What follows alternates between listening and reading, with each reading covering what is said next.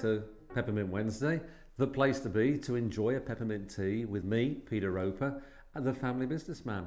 I've got a question here, which is, do major banks really understand family businesses? Well, I don't know. What do you think? I had a conversation with somebody only a few weeks ago with a family business. They'd gone to a number of the key major banks to get some money, and guess what? They didn't get it. And they didn't get the cash, and they firmly believe the key reason was they just didn't get family business.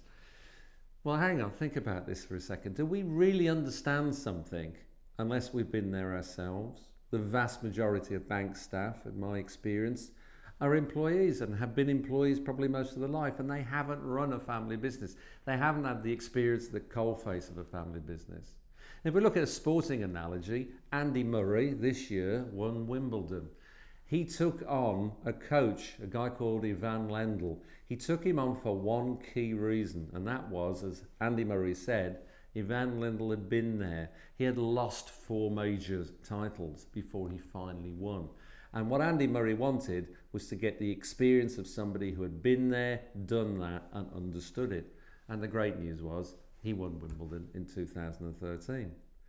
Now, if we apply that to the banks, if you like, and in fact, it's not just the banks, it's a number of key suppliers that we work with as family businesses. Do you know what? They probably don't get it.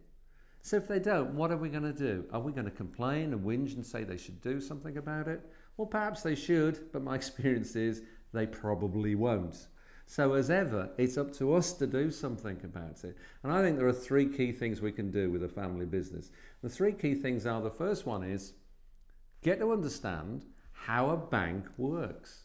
And particularly if it's the larger banks you want to deal with, get to understand how they tick.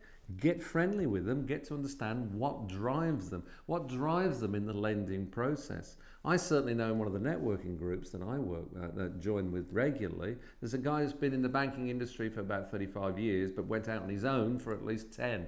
And you know what, if I want to know anything about how the banks are thinking, and their thinking changes on a very regular basis, I go to him and say, so what's the score? Maybe because he has the knowledge. He's been there, just as Lendl had been there, and that's what Andy Murray needed. The second thing is, you can always look for other sources of funding. Age-old areas such as business angels. Perhaps smaller banks are looking at things in other ways. Some non-for-profit type lending organisations, which are far more prevalent these days, may be able to do things for you in a different way. Why not sort them out? And the last one, which is becoming more popular these days, of course, is crowdfunding, which is getting a group of people together who know you, like you, trust you, and will lob some money in a pot to help you to get the business to where you are. And here's a PS, there is a 4th one, and of course this is the one that family businesses really do get and really do understand. Perhaps you go back to the people that actually helped you in the first place in many cases, which of course is your immediate family. So many family businesses start by getting a loan from their mom, their dad, their brother, their cousin, etc., etc. And maybe, just maybe, as your business expands, you go back to the family and see what you can do.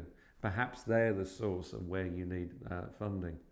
Do major banks really understand family business? My experience is probably not really. For every one person that does, there's probably 100 that doesn't.